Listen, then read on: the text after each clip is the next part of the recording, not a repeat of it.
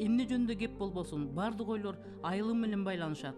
Ошол жакты карай сызат деп жазган акын жана жазуучу, сынчы, публицист Камбаралы Бобулов 1936 жылдын 15 майында Ош областынын Ноокат районундагы Өсөр кыштагында төрөлгөн. Орто мектепти бүткөндөн кийин 1952 жылы Кыргыз мамлекеттик университетинин филология факультетине кирип, аны 1957 жылы аяктайт да, ошол эле жылы Ала тоо журналына алгач адабий кызматкер, анан көп өтпөй искусство жана адабий сын бөлүмүнүн башчысы болуп эмгек жолун баштаган. Камбаралы Бобуловдун бул бактылуу жылдары жөнүндө анын курсташтары эскерет. Камбаралы менен биз окууга бир өттүк. Болгондо да филология факультетине. Азыркы мына Улуттук университеттин маңдайында бала сагынын эстелиги турбайбы? Ошол жерде бир кичинекей бак бар болчу. Ошо бактын көлөкөсүнө жатып алып, университетке өтөбүз деп сабак даярлаган күндөрүбүз болгон. Биздин курс. Башка курстарга караганда өтө ынтымактуу болдук. Ынтымактуу. Чыгармачылыкка өтө дилгир болдук. Себеби мына бир жаңы китептер чыкса, ыры болобу, кара сөз болобу, ошону өзүбүзчө окуп алып эле дегенде жатаканада талкуулап эле, күпүлдөп эле, жамактап же ишпалдасын чыгара берчүбүз. Анан жүрүп отуруп коюп мындай болбойт экен деп анан адабият кружогуна уштурдук. Мына мен мулардын баарын айтып атканым ушул адабият кружогунун эң активдүү мүчөлөрү Ашым Жакпек, Жалил Садыков, Сарман Асанбек, Камбаралы Бобулов, Сейит Жетимишев, анан экинчи курстан бизге кошулду Эрнест Турсунов,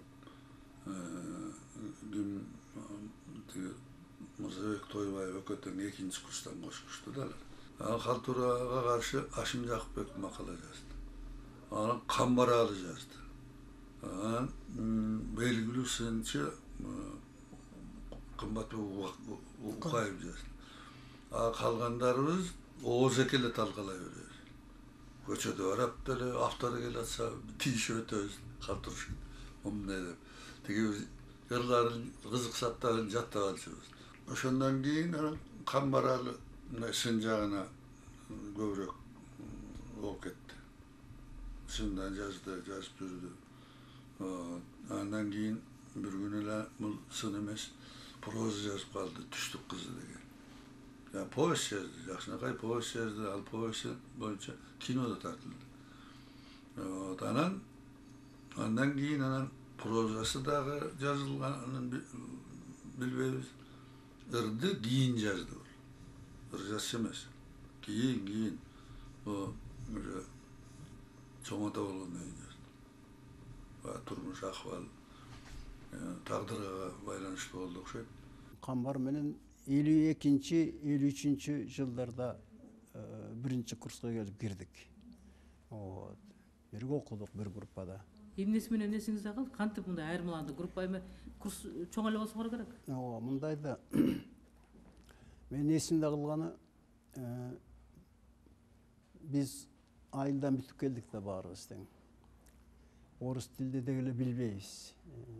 Баягы мындай элементарный билебиз, мындай кайда билебиз. Анан орус тилден сочинение жаздырды бизге.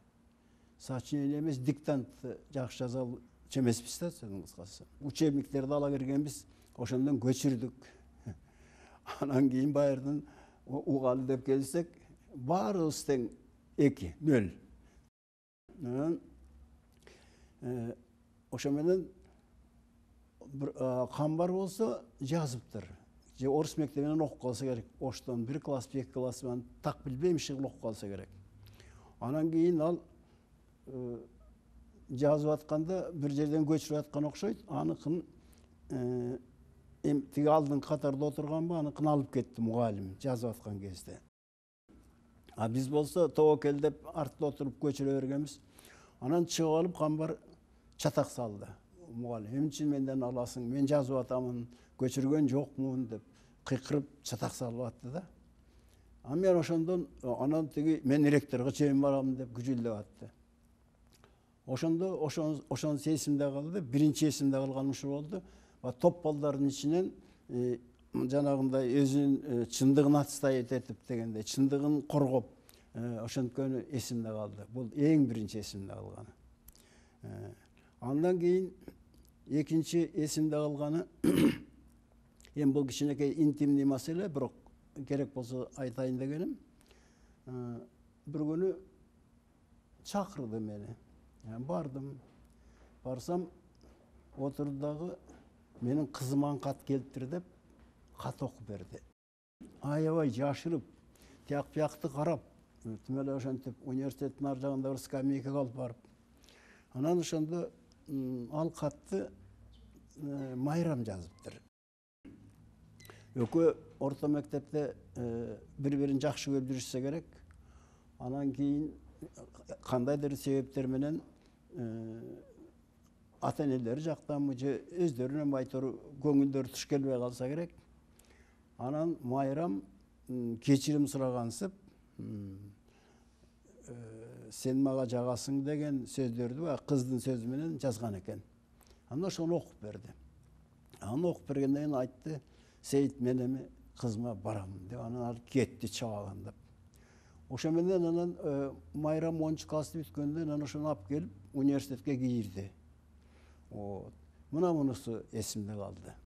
Анан кийин окууну бүткөндөн кийин ал эмеге баарыбыздан мурда Ала Тоо журналынын сын бөлүмүнө орношту. Камбаралы Бобулов агай 1962 жылы КПССБКнын алдындагы Коомдук илимдер академиясынын Адабият жана искусство таануу кафедрасына аспирант болуп кирет. Бул мезгил чыгармачыл интеллигенция үчүн ак жол ачкан. Коом лириктер менен физиктерди көтөрмөлөп, бийик трибуналардан алардын үнү жаңырган учур болгон. Москва толкуп, ал эйфориянын илеби Кыргызстанды кучагына алып, чыгармачылык чөйрөдө эскилер менен жаңылардын ортосунда тымызын тирешүү башталган. Ал тирешүүнү ачыктаган жаштардын бири ал кездеги жаш сынчы Камбаралы Бобулов эле. Бул киши өзү абдан орундуу дагы, жүйөлүү дагы, аргументтүү дагы сүйлөгөн адам эле. Себеби сынчылык касиети бир топ эле жогору бул кишинин. Анан өзүнүн мүнөзүндө дагы тартынбагандык бар эле. Адамга кээде жүрөктө көп нерселер жатат, бирок айтпаган да кишилер болот. Ушундай шартта катуу айтып чыккандардын бар, тайманбай айтып чыккандардын бири ушу Камбаралы экебиз эле. Анан эми ошондой шартта көп эле ал тургай Майдан романы жөнүндө да чоң талаштар жүрдү. Ошондо да Камбаралы экенин үнү катуу чыгып атты. Анан бул публицистика деген жанр өзгөчө ал кезде Ала Тоо журналынын арааны ачылып турган сонун кези эле, Кыргызстан маданияты газетасынын ушундай шартта арена, площадка деп коесо аянт бар эле. Ошондой шартта ушуга окшогон мындай тилдүү оостуу тартынбаган адамдардын үнүн эл кадимкидей тыңшап укту. Ошондо Какемдин жанагы деле адабиятта, искусстводо эзелтен күрөш мынау мещандыкка, тар мүдөлүккө, тар түшүнүккө, экинчиде мына бюрократизмге, жанагы төрөпейилдикке каршы күрөштөр жүрөт. Ошол кезде ыманбайчылык деген бар эле, жанагы Обломовшин сыяктуу кыргыз турмушунда. Азыр эми ал күчөп кетти го, мына тойлор, ысырапкорчулук, мактанчактык, көйрөңдүк дегендей акчасына, дүйнөсүнө. Ал кездерде ошолордун элементтери бар эле бир топ эле. Анткени коомдо ушундай боло берет экен. Ушундай шартта Камбаралы экебиз ыманбайчылык жана кыргыз ата бабабыздагы зыяндуу ата салттар деген атайын дискуссия десек, чоң талашты көтөрүп чыкты. Полемика. Ошонун автору да болду, өзү дагы абдан чапанын чечип ураткан баатырлардай катуу күрөштү. Камбаралы Бобулов бул киши адегенде адабиятчы катары, адабият сынчы катары баштаганда да өтө катуу баштап, адабиятта кадимкидей чуу салып, көп катуу өтө курт сындарды жазып, адабиятка аралашып, аты чыгып калган киши болгон. Биздин адабиятчылардын ичинде күчтүүсү, билимдүүсү болчу, орусча, кыргызча жазчу, сөзүн так айтып, ачык айткан ушундай киши болчу. Анан мен өтө баса билдире турган бир нерсе, бул Камбаралы Богулов өзү өтө яркий, өтө бир адамга мындай кандай жугумдуу, экинчи жагынан эч качан унутулбай турган ушундай кызык киши болчу. Характери, мүнөзү ушундай өтө оригиналдуу киши болчу. Ошон үчүн баарыбыз жакшы көрчүбүз. Улуу да, кичүү да жакшы көрчүбүз. Адабият чөйрөсү Чыңгыз Айтматовду жактыргандар жана жактырбагандар болуп экиге бөлүнүп калганы байкалып калган. Чекемме катуу асылуулар болду да, аны жымсалдап кереги жок, асылуу болду. Айтматовду бир колдон келсе адабий аренадан сүрүп таштоого аракет кылышты да жок. Ошондо bir iki gün Kırgız adabiyatının talkusu olgun. Moskvadan 10 çaktı adabiyatçı gelgen. Petris Brovka degen Belarus akını Leninlik seylikliğine vardı. Doşol jetekte. Vasily Aksyonov, Eduard Şim degenler. Yani oşonda çıkemde ne koldaganlar, koldap oşonda süylögenler. Aşım, Jakbek, men, Marvazi, Kambaralı, daha 3-4 oldu da, yaşlar diyorlar. Biz kara tizmeye gelinip kaldık. Kambar delilinde, Kambar'ın bir artıkçılığı başkalarımızdan bu жазып да жүрдü. Тирешүүнүн күчүн ушундан билиңиз, ал кезде Правда газетасынын Кыргызстан боюнча өз кабарчысы болуп иштеген Чыңгыз Айтматов адабий чөйрөгө белсене киришип, өзүнүн ордуна Камбаралы Бобуловду сунуш кылган. Ошентип 1963 Камбаралы Бобулов 27 жашында Правда газетасынын Кыргызстан боюнча өз кабарчысы болуп дайындалат. 1966 Москвадан кыргыз прозасындагы традиция жана новатордук проблемалар деген темада диссертациясын коргоп, илимий даражага ээ болот. Убакыттын ушул кертими Камбаралы Бобулов үчүн бактылуу жана жемиштүү болуптур. Бирок ал иштин, илимий даражанын аркасында күнү түнү жүргөн учурунда үйүнүн босогосунан чоң жаранка кеткен. Коломто сууп, бир кезде сүйүп алган жары менен жолдору эки ача бөлүнүп, Камбаралы Бобулов үчүн өмүр бою өкүнүч менен сагынычтын, намыс менен кайраттын узак мезгили башталган. Ал өткөн күндөрдүн ар бир тамчысынан курап отуруп, махабат аралын түзгөн. Ошентип улуу лирика жаралган. Ошол махабат аралын коомчулук кандай кабыл алды? Лалахан деген бул дагы символ сыяктуу болчу. Негизинен ошо махабат аралында бүт ошого арналган ырларда, кайрыктар. Ушул эми өзүнчө бир махабаттын гимни сыяктуу. Мындай бир теманы ушунчалык өзүнчө китеп кылып, ушунчалык куплеттен куплетке өтүп жазыш бардык эле акындардын колунан келе бербейт. Бул эми жанагы музыкада дагы нечен бир кайрыктарга толгон, улам эле кайталанып аткан кайрыктарда да ошол сыяктуу болот, бирок кантсе дагы биз ошол арналган адресаттын картинасын, сүрөтүн ар ким ар кандай элестетет. Экинчиден, Лалаханым деген сөз аябай жакшы угулат. Лалахан демес, Лалаханым дейт да, Лалаханым деп.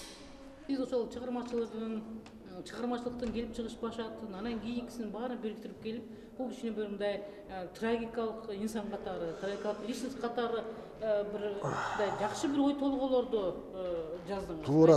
Туура.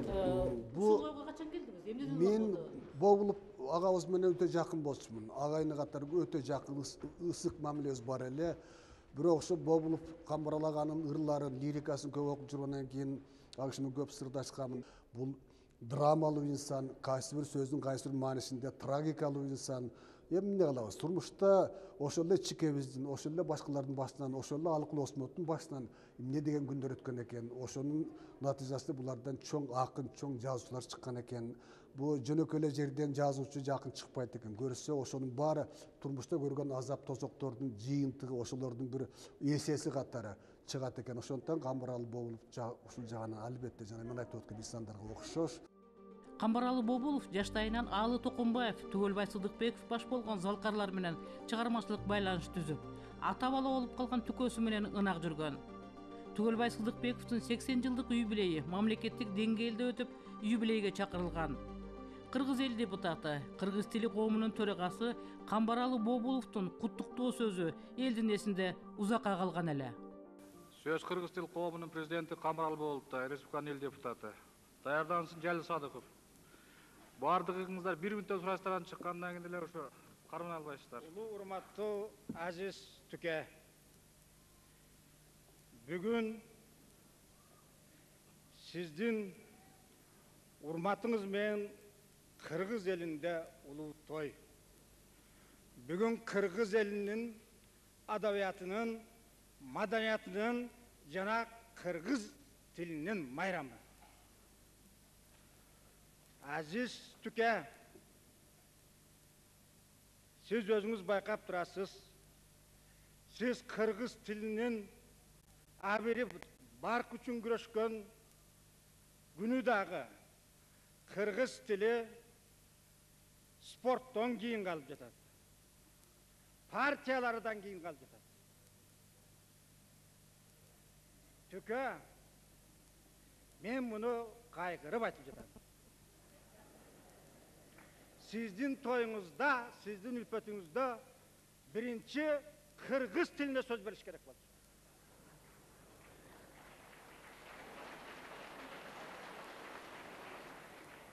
Eğer de Kırgız hükümetin primer ministerinin orunbasarı Kırgız tilinden sporttu birlik için güreşken partiyalar yukarı koysa Kırgız tili hiç kısın ölüp. Eğer de Kırgız hükümeti Kırgız tilinden hakimlerdi yukarı koysa, Kırgız tilinin önüngüsünde yardım verip atkan hakimlerdi yukarı koysa Kırgız tili hiç kısın.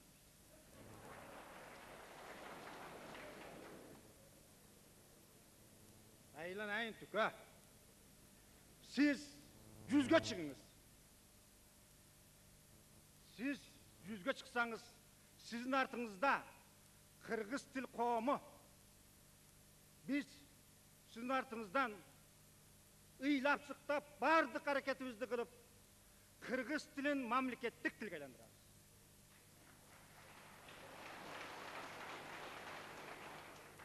Менин сизге бере турган чоң белегим жок. Кыргыз тил коому ушунча кембагал. Ал коммерциялык уюм эмес. Ал ар намыстын Kırgız elin tilin uyumu. Tüke, жақсы сөздерім шул жерде айтылған bir dağa айтып koyayın. Kırgız til koğumu Kırgız tilinin akademiyasını tüzdü. Al akademiyaga Kırgız til üçün can bergen, Kırgız til üçün kan tökkön ömrün bergen, ar namus üçün güreşkön, en birinci sizdin babalarınız, bizim babalarımız, Kasım tınstanıp baş bolğan bizdin karfeylerdi kabul aldık. Anın başında bizdin ulu babamız Kasım tınstanıp durdu. Al akademiyanın birinci müçösü katarı Kasım tınstanıp daldı. Oşondoyla Konstantin Kuzmич Yudakhin, Evgeniy Юрьевич Поливанов, Булат Murataj Юнусалиев, Жапар Шүкүрөвдөр бар. Бұл біз ошол кыргыз тил үчүн жанын канын аябаган кишилерге берген биздин урматыбыз деп түшүнгөн жолдоштор. Бұл академияга кокус-мокус кишилер кирбейт. Ошол академияга кирүүлөрдүн биринчи мүчөсү деп сизди кабыл алдым.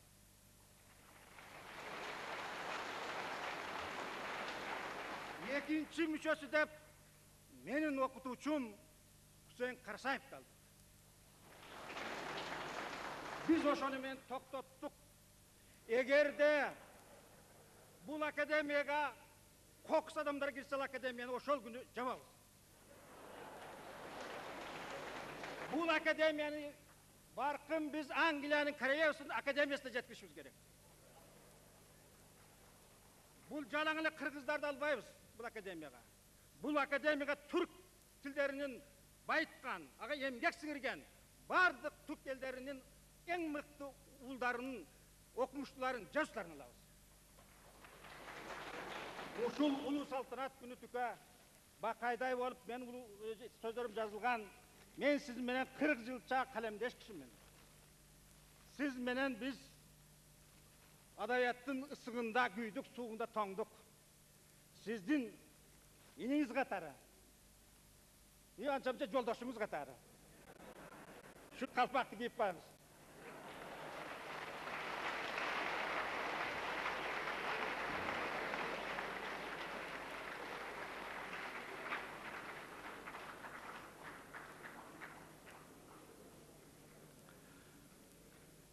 Камарал болушем тарынбасын, КДК деле мамлекет әкімдері барлығы қырғыз тілінде сөйлеп атат, қырғыз үшін күрескен кішілер ал жағынан барлығы бірдей құқтап атайым.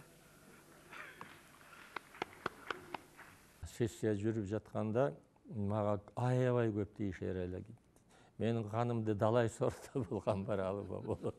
Шынын айтканда бирок өз ошону түшүнчү. Бир жолу ушунчалык магандагы бир тиягынан биягынан бир катуу сөздөр айтыла баштагандан Камаралы болуп туруп айтты. Ай ушул мага чыдаган мен айткан шерим кулукка тийбей эле койбошуңар. Бул кишини баары бир сыйлайбыз, бул кишини баары колдоп алабыз деген ер азаматтардын бири ошо Камаралы болуп болчу. Бул кишинин өзгөчөлүгү мындай эле да. Бул кишинин өзгөчөлүгү өзүнүн оюн айтардан мурда ошол оюна, ошол өзүнүн сунушуна өзү көзү жетип, ушул туура деген пикирге келгенден кийин анан элге койчу, депутаттардын арасына койчу дагы. Анан ошол өзүнүн оюн, өзүнүн ойлогон оюн, айтып жаткан сөздөрүн ушуну кабыл алыш керек деп аягына чейин чыкканга аракет кылган адамдардын бири болду. Анан депутаттар бул Камаралы Бобуловдун айрымдары ал кишиден чочулар эле. Чочулаганы ал киши бетке айтып таштачу.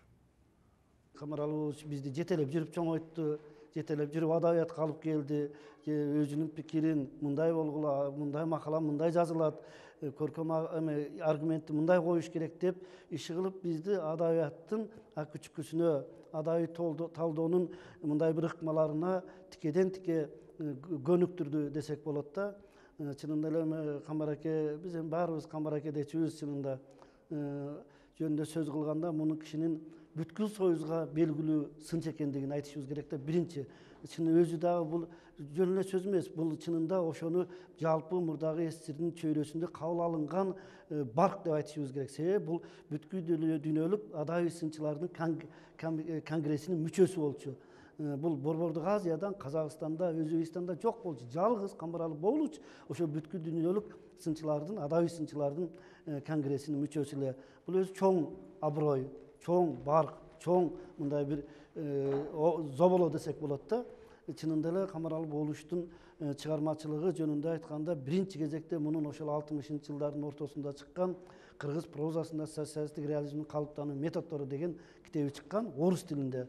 Бул ошол китепти менен чыгуу менен бул кыргыз адабийсынын бүткүл союздук, мурдагы союздук деңгээлиге көтөрдү десек болот да. Мурдагы биздин сынчылардын китептери кыргыздын басмаларында гана чыгып, кыргыз тилинде гана чыгып келсе, Камаралы болуштун дал ушул путь развития реализма кыргызский проза деген китеби менен биздин кыргыз адабийсыны бүткүл союздук аренага чыкты. Экинчиден, бул киши Алыкулов жөнүндө сөз кылганда биринчи кезекте бул кишинин Алыкул Осмонов жөнүндөгү изилдөөлөрүн айтышыбыз керек да. Эми Алыкул Осмоновду көп кишилер изилдеди, бирок Камар аке ушу Алыкул Осмонов жөнүндө сөз болгондо өзүң билесиң, мындай болук денеси, келбеттүү денеси былкылдап, ушундай бир мындай сүлкүлдөп, көздөрү жайнап кетер эле Алыкул Осмонов жөнүндө сөз кылганда. Анан ошого тете эмгек кылды. Мына баарыңар билесиңер, Булетика поэта деген серия бар Москвадан. Мына казактар Абайды ошонун кичи сериясынан гана чыгарды да, политика сериянын поэтанын. Ал эми Камбараке чуркап жүрүп, Андреевке барып жүрүп, ошол башкы редактору политика поэта сериясынын чоң башка сериядан, чоң сериясынан Алыкул Осмонов чыгарды, жап-жашыл кылып, сонун кылып. Анан өзү сонун эми баш сөз жазды. Бул бир кандидаттык иштин деңгээлинде, көлөмүндө иш да, орусча жазып, анан чыгарды. Бул дагы Алыкул Осмоновдун чыгармачылыгынын, Алыкул Осмоновдун поэзиясынын астындагы бир чоң милдетти аткарды десек болот да. Орус окурмандары дал ушул Камаракенин 70 беттин тегерегиндеги баш сөзү менен Осмоновду дагы бир жолу ачты десек болот. Анан Камараке жөнүндө айтканда, албетте бул кишинин кыргыз адабияты менен, профессионал адабият менен фольклор жөнүндөгү карым катышын билесиңер, 70-жылдардын ортосунда бул чоң талаш болду, чоң күрөш болду. Камбараке ошол күрөштүн чордонунда болду. Реалисттик адабият деген эмне, анын фольклордук адабият деген эмне, элдик озеки чыгармачылык, өзүнүн экөөнүн карым катышы деген кандай болот, кандай мыйзам ченем менен жүрөт дегенди илимий жактан, теориялык жактан негиздеп анан айтып берген кишилердин бири болду. Бул киши тайманбаган, өзгөчө кыргыз улутуна калганда, кыргыздын баягы биз айтып атпайбызбы, дөөлөттөрү, өзүнүн насили деп, түпкү баалуулуктары деп айтылып атпайбызбы. Түпкү баягы кыргыздын асыл нарыктарына келгенде абдан өткүр киши болгон. Эчтемеден, эч кимден корккон эмес. Бул Айтматовдун бир жазганы бар. Ошол макаласын мен которгом, Айтматовдун ушу Камбаралы Бобулов жөнүндөгү жазган. Кайраттуу калемгер деп жазган. Ошондо айтып атат. Камбаралыда Камбаралыны бир нерсе өксүтүп койду, мунун өтө эле өткүрлүгү деп.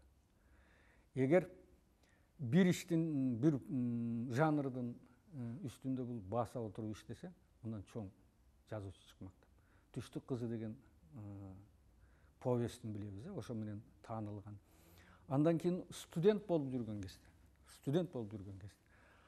Халтуранын жолун бөгөсө болобу деп макала жазган. Аалы Токонбаевдарга ачык кат жазган. Муну кантип токтотсок болот бул Халтураны андай мындай деп. Анан кийин жанагы Түгөлбай Сыдыкбековдун романына байланыштуу оморсулук деген эмне деп. Ошол макалалары азыркы күндө да актуалдуу деп айтса болот да. Себеби ошол оморсулукка байланышкан маселелердин тегерегинде кыргыздын көп быкыйын чуккан, ачык айтып. Анан андан бери көп убакыт өттү, бирок ошондо айтылган, козголгон ойлор азыр деле өз маанисин жогото элек. Ишенбегендер окуп көрсүн. Анан баягы 60-жылдары Айтматов жаңы чыкканда мунун кайраттуулугу ошондо биринчи көрүнгөн. Баш көтөрүп эч ким айта алган эмес. Айтматовду жөн эле жеп коебуз деп турганда, өзгөчө Жамиласы боюнча. Туурабы? Советтик жоокер болсо, майданда жүрсө, анан бирөөнүн этегин кармап кетип калган, бул эмне деген шермендечилик деп тепкилеп, жазуучулар союзунда чоң жыйын уюштурабыз деп турганда, бул мурда жазылган бир макаласы болгон. 56-жылы Москвада өткөн декадага барып катышып, ошол жактан көп нерсени угуп келип, анан кийин ошол Жамила жөнүндө, ошо Айтматовдун чыгармасы жөнүндө жазылган макаласы болгон. Ошол макаласын кыскартып, Жамиласын эртең жазуучулар союзунда талкуулайбыз, антебиз, минтебиз деп турган кезде, ал кезде Суамбердиев деген редактор болгон. Мага ошол киши өзү айтып берген.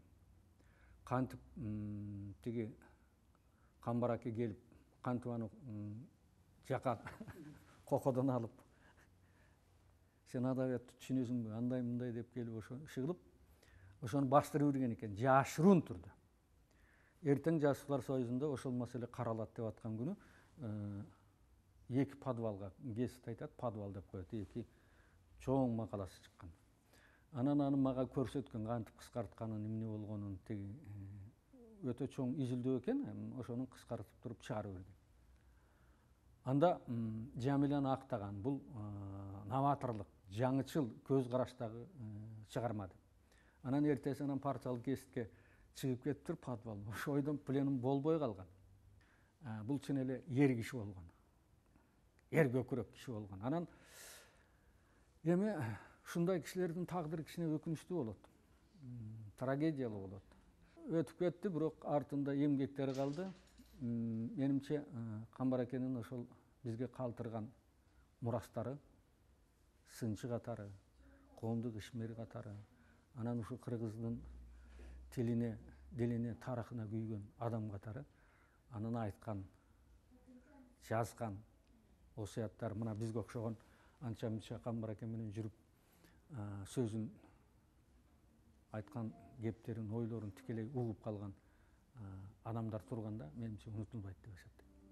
Камбаралы Бобулов жан дүйнөсүн кыйнаган сары ооруудан сырткары жаш кезинде аварияга учурап, андан калган илдет менен да кыйналып жүрүп, 2003 жылдын 25 январында 67 жаш курагында көз жумган. Susamır'da arpa olup arpa jinaş gerek eken oşoğa bir 10 bala gerek deptir. Yani oşoğa geçti. Yakınlarda biz de Susamır'da göredelek bize. Onun barvaya alganlarımız ökündük, ayaktalar iştedi. Kayra geletkanda o boğumdun apçayında Semyonovski mostaga barmaz. Semyon köprü üstü Katalcır. O yerden avariya olup Allah. Yolga vaman kalıştı. Bırak öte katu jaradar olganlar. Oşonun içinde Kambar'da katu jaradar oldu. Kambar bir ay Bыстровканын больницасында жатты. Biz ayttık, bu ırvaçı menen bir yaktı görögeteyli. Göldü görgönüz жоқ eкен ошондо. Göldü görögeteyli dedik. Degenden al kişi aksakallık şeyken makul dedi biz anan gelip balıkçıya geldik, göldü gördük, betoaşı çuğduk, itaklar. Anan keyin ошондон beri gelatkanda mana oraya azırkı Semyonovский мост бар. Ana суунун ар жагы жанагы Кашка суу бар го, Тунук суу. Ошонун аркы бурулушунан ошол жерден машинабыз авария болду. Авария болгондо бир Кудай сактады, машина мындай жолдун кырына тийип, мындай аңтарылыптыр. Оор жарадар болгону болду, тиги болду, бу болду. Анан кийин ошонун ичинен ошол жерде Камбар, мен экөөбүз кичине оорураак жарадар болуп калыптырбыз. Бу машинадан учуп кеткен экенбиз. Менин акырегим мындай ийилиптир. Камбар сотрясение мозгу деп коесуңарбы? Мээси кичине чайкалган окшойт. Анан экөөбүздү алып келип Быстровканын больницасына жаткырды. Жаткырганда мен биягында жаттым, Камбар биягында жатты. Камбар жөөлүп жатты. Анан киши болбой, мени эртең менен айыл жакын, мени алып кетишти үйгө. Камбарды биякка алып кетти. Анан ошол кийин салдарын берди. 60 жылдыгы филармонияда өттү. Ана мени чакырышкан экен, экөөбүз мамилебиз жакшы, үкө деп койчу мени.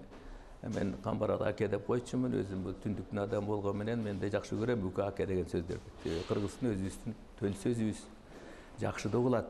Анан ушундай шартта мени да чакырган экен, анан сөз алып мен да сүйлөдүм. Сүйлөгөндө анан ошо акация жеңе үстөрдө отурду. Киши дагы сүйкүмдүү, абдан жылдыздуу адам эле. Балдары бар. Ушундай шартта мен баягы кичине мынча сөз алгандан кийин булардын тоюна бир кандайдыр бир мажорный тон бергим келип, анан жазып алган ырым бар эле. Ошол ырымды окуп бердим. Бүгүн минтип 60 курактамын, эл алдында өзүм да сынактамын. Лола гүлүн кыргызча лалахан деп, улан кестен сүйөмүн гүл аттарын. Мажнун болуп өзүмө азап жыям, ар сабымда алатты атап турам. Лалаханым деген бул псевдоним, акациям, ал менен акациям.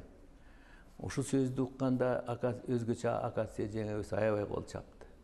Анткени өзү дагы башкача шартта отурса керек. Анан кийин дагы эмеден залдан чыккандан кийин дагы рахмат айнайын, сен мен төбөмдү көккө жеткирдиң деп дагы рахмат айтты. Камбаралы Бобулов агайдын биринчи аялы Майрам Юсуповадан 2 эркек 1 кызы болсо, кийинки өмүрлүк жары Акация эжеден 3 эркек 1 кыздуу болгон. Акация эже акылман, аяр жан эле дешет.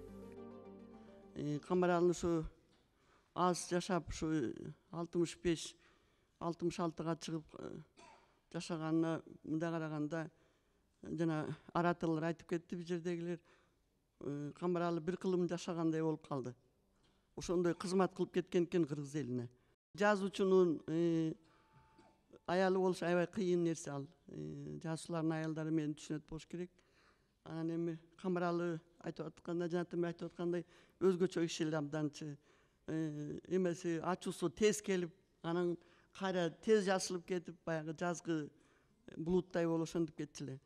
Ноокатка мен келин болгонума 40 жылдан ашып кетти.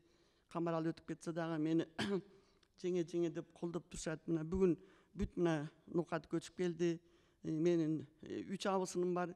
Бирөөсү келе албай калды, кичине ооруп. Мына мен бул жакта 2 абысыным отурат. Өкөтөн ажыга барып келген кишилер. Мен бир тууган абысындарым. Мен 22 жашымда келдим эле. Ушу кишилердин арасында анда берки улуу жазуучулар бар эле, Алы Токонбаев, Үмүталиев, Сыдыкбековдор бар эле. Ошондо Камбаралы ошолорго баарына тең түш болуп отурчу эле. Көрсө а кишилер Камбаралыны өзлөрү тең түш кылып алыптыр да. Анан Камбаралы унчукпай калса эле, бул эмне унчукпай калды дешип эле анан кийин ошону көрсө тең түш экен. Ошондо мен келгенде жаш кишилер эле мына буякта мына азыр болсо убакыт өтүптүр, мына отурушат. Эми сиздерге чоң рахмат, узун өмүрлүү болуңуздар. Акация Камбаралы Бобуловдун аш төрүн эскерүү кечелерин өткөрүп коюп көп узабай аркасынан кете берген. Ошентип алардын үй бүлөсүнүн тегерегиндеги легендаларга чекит коюлду. Кыргыз Республикасынын маданиятына эмгек сиңирген ишмер, белгилүү акын жазуучу, легендарлуу парламенттин мүчөсү жана көпчүлүк урмат кылган Камбаралы Бобуловду эскерүү максатындагы даярдалган бул көрсөтүүгө көп нерсе батпады. Демек, дагы бир нече ирет бул инсандын ишмердүүлүгүнө кайрылганга себеп бар деп ойлойбуз.